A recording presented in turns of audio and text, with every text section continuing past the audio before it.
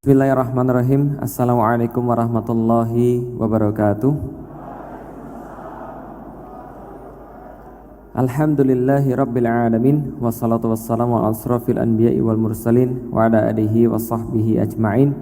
Ashhadu an la ilaha illallah wa ashhadu anna muhammadan abduhu wa rasuluhu la nabiyya ba'da. Wa qala Allahu ta'ala fil kitabihil karim, a'udzu billahi minasyaitonir rajim. Bismillahirrahmanirrahim. Innaddina indallahil Islam. Alhamdulillah, puji dan syukur senantiasa kita panjatkan kepada Allah Subhanahu wa taala atas rahmat, atas karunia, atas kesempatannya. Allah sampaikan kepada kita satu malam yang insyaallah di dalam malam ini kita berada dalam majelis yang senantiasa menyebut-nyebut nama Allah. Kita senantiasa mensucikan Allah, kita senantiasa memuji-muji Allah, dan mudah-mudahan apa yang Allah kirimkan kepada kita berupa malaikat-malaikat menyaksikan setiap tasbih yang kita sampaikan kepada Allah, menyaksikan setiap tahmid yang kita sampaikan kepada Allah, dan mudah-mudahan apapun yang kita minta dalam majelis ini lantas dibawa oleh malaikat disampaikan kepada Allah Subhanahu wa taala, dan mudah-mudahan selesai daripada majelis ini tidak ada yang pulang dan keluar daripada ruangan ini kecuali seluruh dosanya diampunkan oleh Allah Subhanahu wa taala, dijaga badannya dan ruhnya daripada siksa api neraka, dan diberikan oleh Allah balasan yang terbaik berupa surganya Allah, dan mudah-mudahan kita memasuki surga itu bersama-sama. Amin. Salat dan salam semoga tercurah dan terlimpahkan kepada baginda Nabi besar Muhammad sallallahu alaihi wasallam, manusia mulia yang senantiasa kita rindukan baik di dalam diri kita, di dalam jiwa kita, ataupun kita selalu jaga nama beliau di dalam hati kita. Sungguh ketika kita menyebut nama Nabi Muhammad, kita senantiasa berdoa pada Allah, ya Allah, terima kasih atas karunia Nabi Muhammad bagi kami, dan kami mohon agar kami bisa dipertemukan dengan beliau. Andai kami tidak bisa dipertemukan di dunia, maka mudah-mudahan kami dipertemukan di akhirat. Ketika di yaumil kiamat, ketika seluruh manusia dalam kondisi yang ketakutan, dalam kondisi khawatir, maka mudah-mudahan Rasulullah sallallahu alaihi wasallam mengenali kita, kemudian mengelompokkan kita sebagai orang-orang yang berbaris di barisan-barisan belakangnya, lalu kemudian dihantarkan menuju pada telaganya, diminum dari sana kita, lalu mudah-mudahan kita masuk surganya itu sekali lagi bersama-sama. Amin. Alhamdulillah, teman-teman sekalian yang sudah dirahmati Allah, pertama-tama saya ingin mengucapkan terima kasih yang sangat luar biasa kepada Sahibul Bait, teman-teman dari Al-Azhar Kairo, terutama pada Pak Indra dan juga Ibu Lisa. Nah, ini adalah Masya Allah Sahibul Bait yang sangat peduli pada Islam. Ini ruangan dipakai semua gratis, Alhamdulillah. Karena teman-teman bisa masuk sini free. Lah kenapa? Karena memang kita tidak mengeluarkan apapun untuk ruangan ini. Ruangan ini tiap tahun, bukan tiap tahun, tiap kali saya kesini tambah bagus.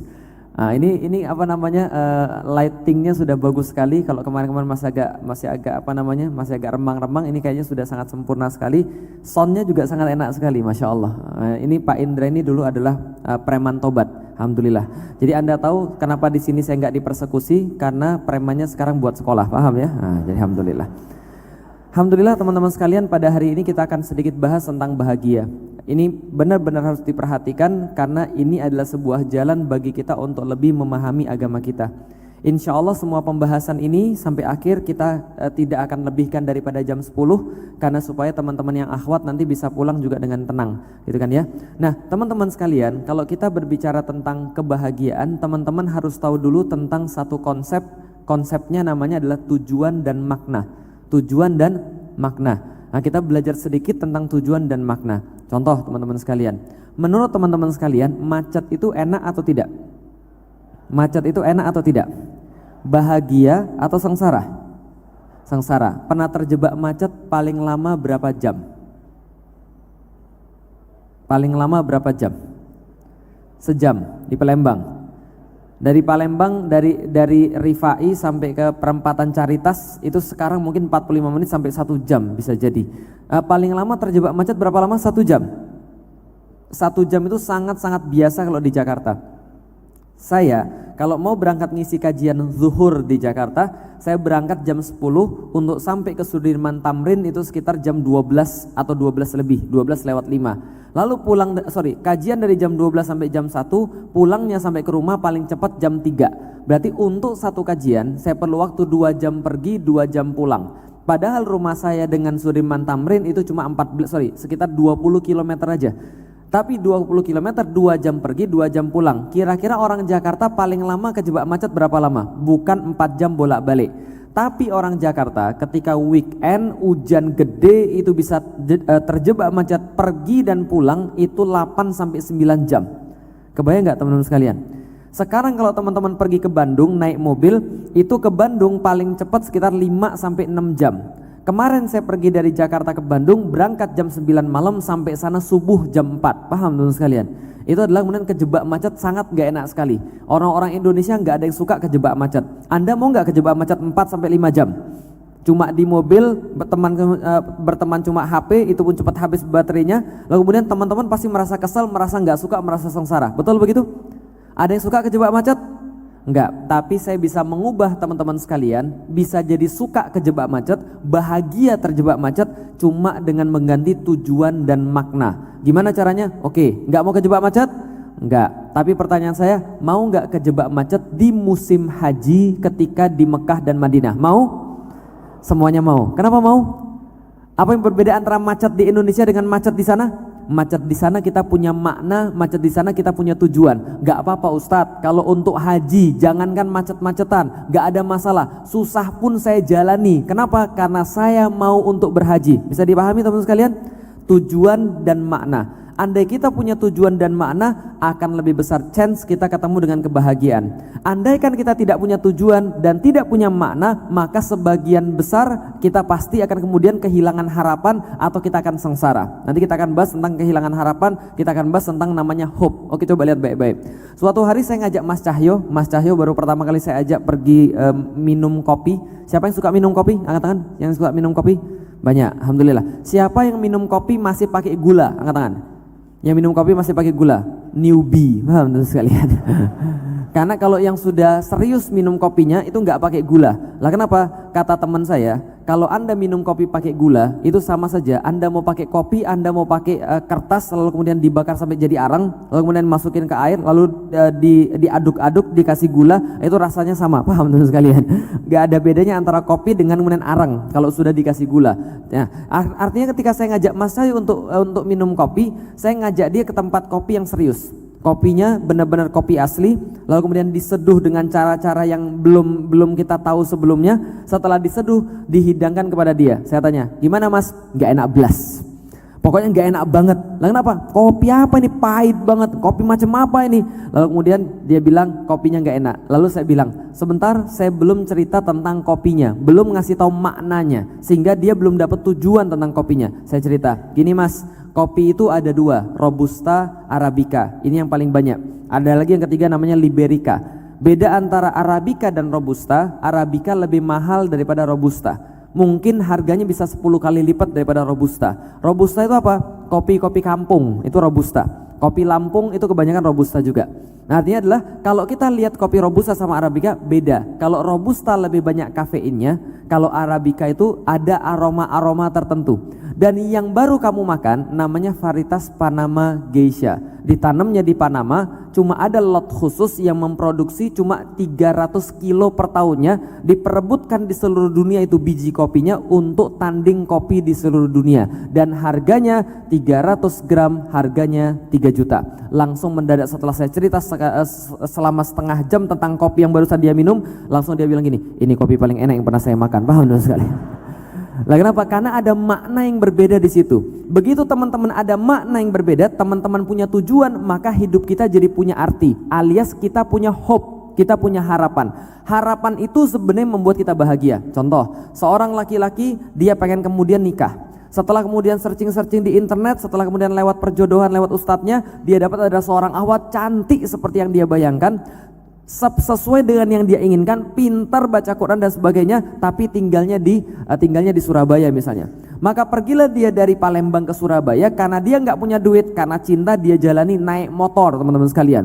Naik motor dari Palembang pergi ke Surabaya, nyebrang kemudian pergi dari Lampung pergi ke Banten, ke Jakarta, lalu kemudian naik motor di Pantura. Di Pantura ketika dia ketemu orang, dia ditanya, "Nak, kamu ngapain?" "Saya mau pergi ke Surabaya." "Ngapain?" "Saya mau melamar seorang wanita pilihan saya untuk kemudian saya nikahi." Dia akan bangga cerita pada semua orang. "Emang kamu nggak capek?" "Capek, tapi saya harus melanjutkan perjalanan ini." "Lah kenapa?" "Karena saya mau melamar wanita wanita yang saya cintai. Kemudian terus menerus, tiba-tiba motornya mogok. Apa yang dia lakukan? Dia nggak menyerah. Kenapa? Dia masih ada harapan. Dia cari siapa yang bisa benerin motornya. Dia cari apa yang bisa dia lakukan supaya motornya tetap bisa jalan. Di tengah jalan dia lapar, nggak ada masalah. Yang penting ada tujuan. Kenapa orang itu selalu semangat?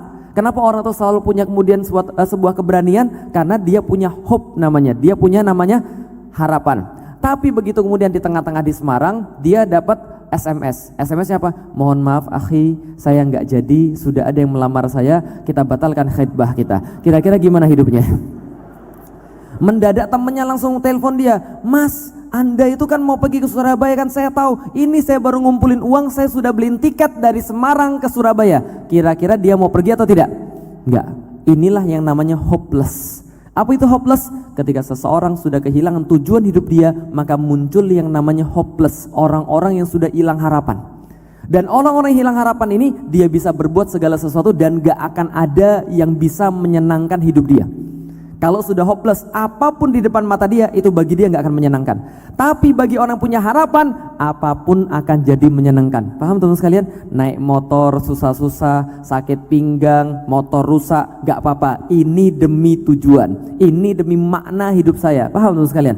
Tapi begitu dia sudah gak punya tujuan, dia kehilangan makna, maka dia hopeless. Mau dikasih tiket, dia gak bakal pergi. Mau dikasih duit, dia gak akan peduli. Dikasih makanan enak, dia gak akan kerasa enak. Apa yang hilang di situ? Yang hilang adalah harapan. Pertanyaannya teman-teman sekalian, berarti bahagia itu ada pada tujuan yang benar, ada pada makna yang benar. Sayangnya manusia zaman sekarang, seperti yang tadi yang sudah dikatakan, dia mencari kebahagiaan pada sesuatu yang akan hilang, pada sesuatu yang akan musnah. Ini permasalahannya. Teman-teman sekalian, saya umurnya sekarang sudah 34. Siapa yang umurnya di bawah saya teman-teman sekalian? Siapa yang umurnya di bawah saya? Jangan ulangi kesalahan saya yang sama. Saya umurnya sudah 34 dan dulu saya pernah jadi orang yang merasa bahwa kebahagiaan itu ada pada sesuatu yang namanya materi dunia. Saya pernah merasa bahwa kalau saya lebih kaya saya lebih bahagia. Kalau saya lebih banyak mobilnya saya lebih bahagia. Kalau saya lebih banyak kemudian dunianya saya lebih bahagia. Ternyata nggak begitu ceritanya teman-teman sekalian. Kenapa? Karena segala sesuatu yang ada di dunia itu semua ada batasnya. Kullu man 'alaiha fan. Sesungguhnya segala sesuatu di dunia itu adalah fana. Fana artinya apa? Akan hilang, akan binasa. Lihat baik-baik teman sekalian.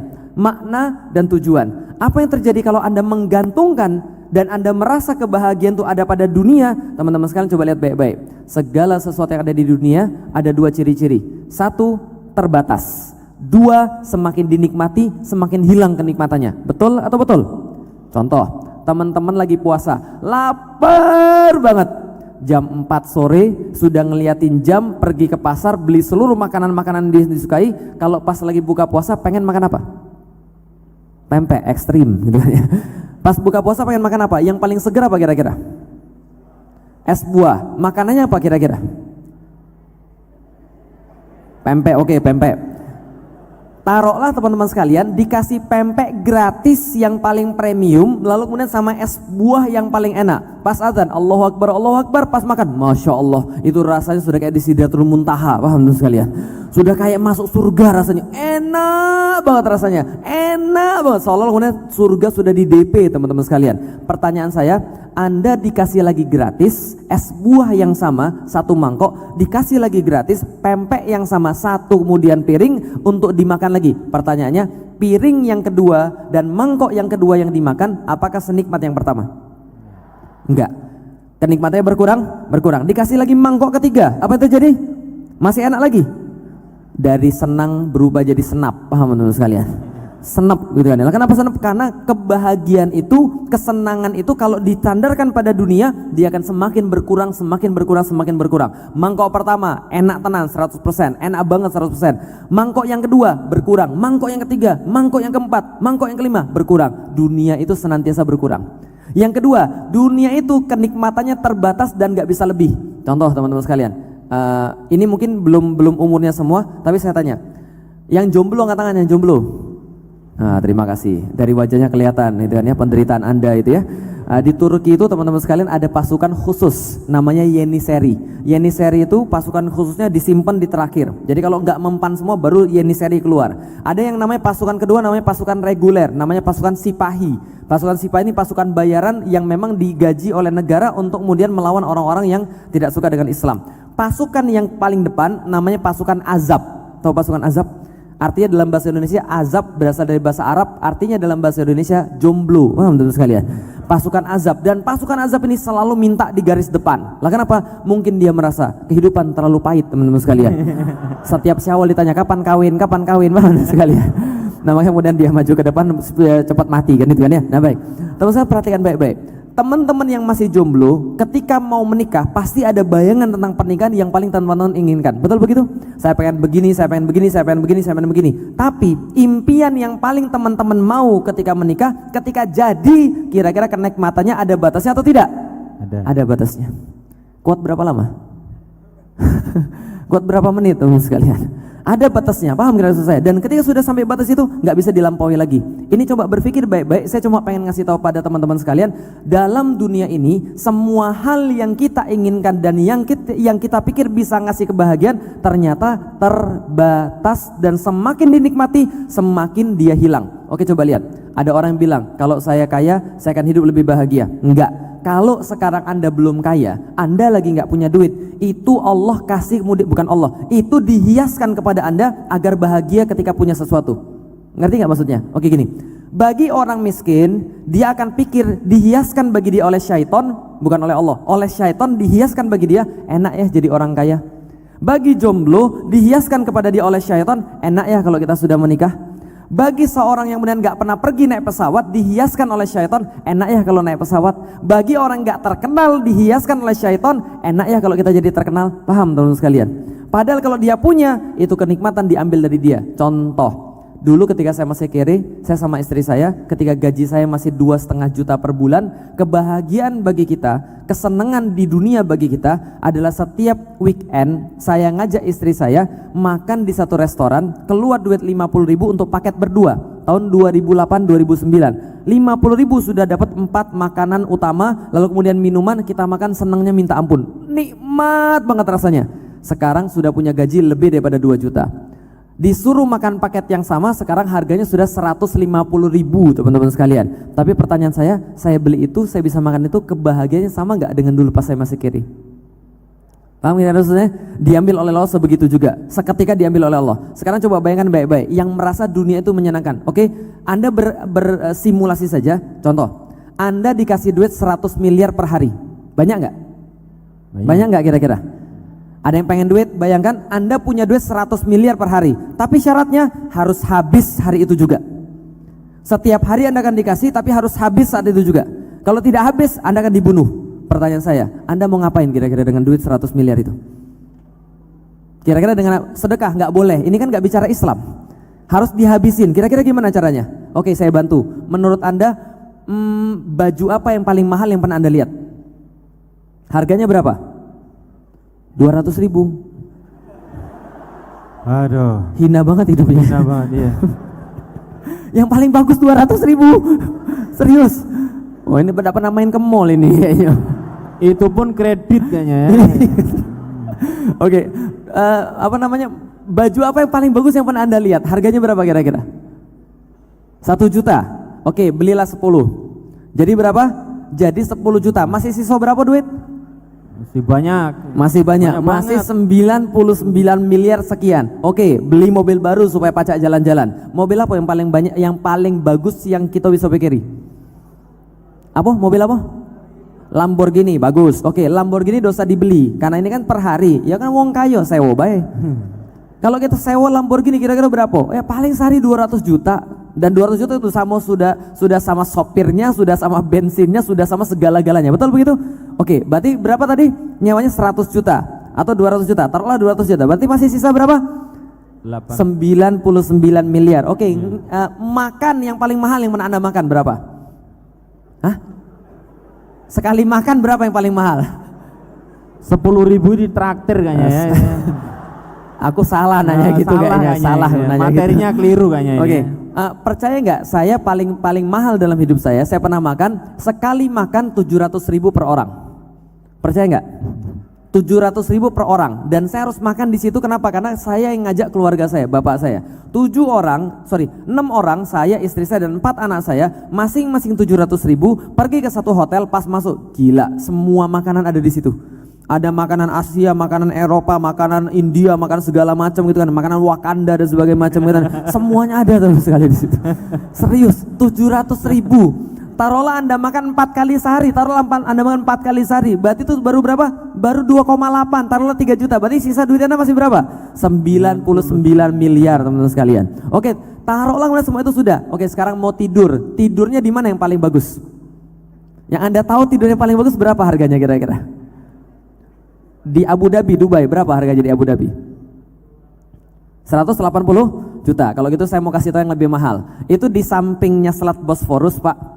Sampingnya Selat Bosforus di Istana Ciraan namanya. Itu ada satu kamar namanya Sultan's Room. Jadi kamarnya Sultan. Itu kemarin pernah dipakai Barack Obama, Oprah Winfrey dan sebagainya. Itu harga satu kamar itu Sultan's Room 1 malam 400 juta.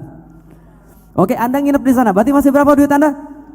98 miliar. Tapi saya kasih tahu, mendadak duit itu jadi nggak berarti bagi Anda, makan jadi nggak berarti bagi Anda, tidur nggak berarti bagi Anda. Mendadak Anda merasa hampa, kosong, hopeless. Paham teman sekalian?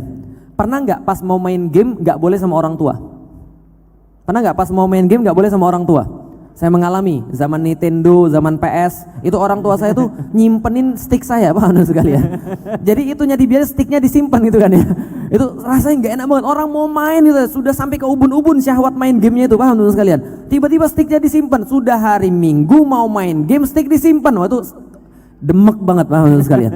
Tapi begitu kemudian kita bilang, ayo Mi, pengen main Mi, pengen main Mi, pengen main Mi. Ibu saya bilang, sudah terserah kamu Lik, main sampai kamu puas. Saya dikasih main 24 jam teman sekalian, gak dipanggil makan, gak di apa, terserah main sesukamu. Apa yang terjadi teman sekalian? Baru main 8 jam, 10 jam, kepala saya gini, hopeless saya. Hidup saya ini ngapain sih sebenarnya? Ngejar sesuatu yang gak jelas gitu kan ya. Main itu kan cuma ngumpulin Mobile Legend misalnya gitu kan ya. Main push rank gitu kan ya, ngumpulin duit, beli barang-barang supaya untuk bunuh orang lebih banyak. Setelah bunuh orang lebih banyak jadi karakternya lebih kuat, lalu kemudian beli barang lebih banyak lagi. Tapi kalau Anda sudah sampai puncaknya terus ngapain? Bingung, hopeless, teman-teman sekalian. Karena tujuannya bukan tujuan yang hakiki, bukan tujuan yang sempurna. Yang sama dirasakan oleh orang yang pacaran, hopeless. Pada suatu titik dia sudah mendapat semua yang dia mau, hopeless. Semua di dunia dia bikin hopeless. Lah kenapa? Karena Anda menyandarkan pada tujuan yang salah dan pada makna yang salah. Karena itulah coba lihat baik-baik. Allah sampaikan di dalam Al-Quran surat Ali Imran ayat 14, Zuyyina linnasi hubbus syahawati minan nisa. Lihat baik-baik. Allah hiaskan kepada manusia hubbus syahawati minan nisa, syahwat kepada nisa, wal banin wal qanatiril muqantarati minaz zahabi wal fiddah. Dan dihiaskan kepada kita pada perempuan, pada anak-anak, dan kepada harta benda seperti kemudian zahabi wal fiddah, seperti emas dan perak, wa khailil musawwamati wal an'ami wal harth, dan juga kuda-kuda pilihan, binatang-binatang ternak, dan juga kemudian sawah-sawah perladangan. Zalika mataul hayatud dunya. Semua itu adalah segala sesuatu yang Anda anggap menyenangkan yang ada di dunia. Wallah, sesungguhnya Allah, benar cuma Allah, indahu husnul ma'ab.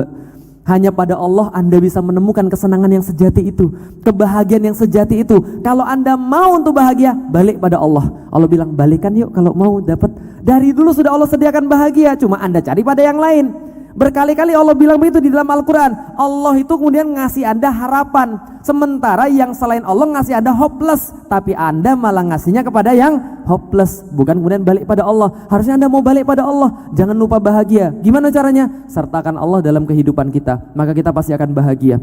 Sertakan Allah dalam kehidupan kita, maka kita menemukan kebahagiaan yang sejati. Gimana cerita misalnya contoh kebahagiaan yang sejati? Lihat, siapa yang jomblo? Katakan yang jomblo. Mau nikah?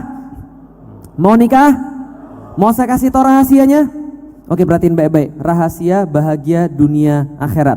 Kalau Anda datang ke pernikahan, Anda biasanya doain mereka dengan satu doa. Apa doanya? Samawa ya, sakinah, mawadah, warahmah ya. Dapat dari mana itu ayat? Dapat dari surat Al-Rum ayat 21. Wa min ayatihi an khalaqalakum min anfusikum azwajan litaskunu ilaiha wa ja'ala bainakum mawaddatan wa rahmah. Kan gitu kan ya? Sakinah ya. Oke, kita bahas. Pengen keluarganya sakinah? Pengen keluarganya sakinah? perhatikan baik-baik. Sakinah dalam bahasa Arab ini penting bagi masa depan Anda. Ibu-ibu perhatikan kalau misalnya anak-anak perempuannya pengen bahagia, sakinah bahasa Arab itu diambil sesuai dengan kata seperti kalau kita belajar tajwid, sukun. Pernah belajar tajwid? Sukun artinya? Sukun artinya? Ini TK nyogok semua ya. Sukun artinya dalam belajar tajwid mati. Selain mati berhenti. Selain berhenti diem, stop. Contoh, kitabah itu kalau ba-nya dikasih sukun bacanya jadi kitab. Diem. Kitab. Enggak pakai a-nya lagi karena sudah diem. Paham sudah di sini? Sukun itu sama dengan sakinah, asal katanya sama. Berarti sakinah bisa berarti berhenti, diem, enggak mati. Mati itu bahasa Palembang. Wah, menurut sekalian. Diem, berhenti. Coba lihat lagi. Apa kata sakinah? Sakinah juga dipakai dalam bahasa Arab maskanah. Maskanah artinya tempat kediaman. Sama kayak tadi diam. Berarti maskanah tempat kediaman. Wa masakinu tardaunaha di dalam Al-Qur'an. Dan tempat-tempat kediaman, rumah-rumah kalian yang kalian ridhoi. Artinya adalah apa? Artinya sakinah, maskanah tempat kediaman. Artinya apa? Coba lihat. Sakinah itu adalah perasaan ketika kita masuk ke rumah. Makanya bagi orang yang sudah menikah, kalau dia mendapatkan istri yang tepat, dia nggak usah punya rumah, cukup punya istri yang benar. Paham teman sekalian? Tapi kalau Anda cari istri yang salah dan Anda sudah punya rumah, itu rumah jadi neraka bagi Anda. Paham teman sekalian? Tapi kalau Anda nggak punya rumah tapi punya istri yang tepat, itu nanti insya Allah Anda merasa punya rumah walaupun nggak punya rumah. Karena istri itulah rumah maksudnya. Oke, kita bahas tentang sakinah. Sakinah artinya diam seperti rumah. Orang kalau masuk rumah tenang atau tidak? Tenang atau tidak? Pernah nginep di hotel bintang 5? Belum. Lihat hotel bintang 5 pernah? Pernah. Kira-kira nginep di hotel bintang 5 enak atau tidak? Enak hari pertama. Hari kedua nggak seenak hari pertama. Hari ketiga Anda mulai tidak menghargai semua yang mewah-mewah yang pertama kali Anda anggap mewah. Hari keempat, hari kelima Anda mulai masuk kepada tadi kullu man 'alaiha fan, semakin berkurang, semakin berkurang, semakin berkurang. Seperti yang kita bahas tadi awal tadi. Tapi bedanya dengan rumah adalah rumah semakin ditinggali semakin kita betah. Betul atau betul? Itu bedanya rumah sama kemudian yang lain. Berarti sakinah artinya adalah sakinah artinya diem. Sakinah adalah stabil. Dalam bahasa Jawa namanya mapan. Mapan diadopsi dalam bahasa Indonesia. Mapan dalam bahasa Jawa menjadi papan. Pernah lihat papan? Papan pernah nggak goyang-goyang? Enggak. Papan tuh kalau sudah begini dia nggak goyang, dia diem. Kalau papannya berdiri jatuh. Paham menurut sekalian? Tapi kalau papannya begini dia diem. Itu maksudnya sakinah. Artinya laki-laki itu bisa menjadi sakinah kalau dia nikah karena Allah, taat karena Allah, baru datang sakinah. Tapi kalau dia tidak nikah karena Allah, hidupnya nggak akan sakinah. Jadi kalau mbak-mbak pengen dapat jodoh yang seperti apa? Yang sakinah Ustadz, nggak bakal dapat. Kenapa? Jomblo tuh nggak ada yang sakinah. Paham menurut sekalian? Karena kata Allah sakinah itu diberikan pada yang nikah. Berarti jomblo tuh begini, menurut sekalian. Nah, ini jomblo. Menurut sekalian, nggak ada yang stabil jomblo itu. Dikit-dikit marah, dikit-dikit ngamuk, dikit-dikit baper gitu. Kenapa nggak ada yang stabil? Nah, jomblo begini, dikit-dikit marah gitu. Nah, ini jomblo begini nih. Duit nggak bisa dipegang karena nggak stabil. Makanya kalau misalnya ibu-ibu mau nyari suami yang mapan tuh adalah siapa? Yang sudah nikah. Wah, sekalian. Jelas di sini? Oke, enggak gitu kan ya. Menolak langsung kita, tahunya seneng banget, seneng nih Pak Indra. Oke, artinya adalah apa? Artinya adalah kalau kita bicara tentang sakinah itu adalah orang-orang sudah menikah. Seperti orang sudah menikah, dia diam, dia stabil. Coba kita lihat di dalam Al-Quran, alladzi anzala sakinatan fi qulubil mu'minin, adalah Allah dia yang menurunkan rasa sakinah itu pada diri orang-orang mukmin. Nyambung dengan ayat yang tadi saya baca surat Ali Imran ayat 14. Kenapa? Karena sakinah, kebahagiaan sejati itu Allah yang kasih langsung kepada hati orang-orang mukmin. Paham teman sekalian? Jadi kalau Anda cari pada Allah, Anda salah. Kalau Anda cari kebahagiaan itu ada pada selain Allah, Anda salah. Sebaliknya yang Anda temukan pasti hopeless, sengsara. Jelas kira-kira maksud saya? Dan Anda nggak usah membuktikan, sudah banyak yang membuktikan. Terakhir banget saya pengen cerita, barusan kemarin sebelum saya pergi ke Palembang, tanggal 9 saya naik pesawat pergi ke Palembang. Paginya saya ngisi kajian, ada ibu-ibu datang saya nangis-nangis teman-teman sekalian. Nangis-nangis dia bilang, Ustadz makasih ya Ustadz kajiannya, saya nggak sengaja datang ke sini, saya stres. Dia jalan-jalan dari rumah, jalan-jalan stres nggak tahu menuju kemana, tiba-tiba kemudian sampai ke masjid tempat saya ngisi, lalu kemudian masuk ke masjid dengerin kajian. Setelah itu dia kemudian nemuin saya sampai nangis-nangis. Dia bilang apa? Ustadz semalam saya baru mau bunuh diri sama 2 anak ini. 2 anaknya cewek dia gendong, satu masih sekitar 2 tahun, satunya masih sekitar 1 tahun. Mau bunuh diri minum baygon. Paham teman sekalian? Saya bilang sama dia, Mbak, andaikan Anda jadi bunuh diri, itu justru murka Allah yang paling besar pada Anda. Lah kenapa? Allah akan merasa tersinggung. Kenapa merasa tersinggung? Gini deh, Anda punya orang tua dan Anda punya utang sama teman Anda. Utangnya cuma 500.000. Orang tua Anda tuh konglomerat.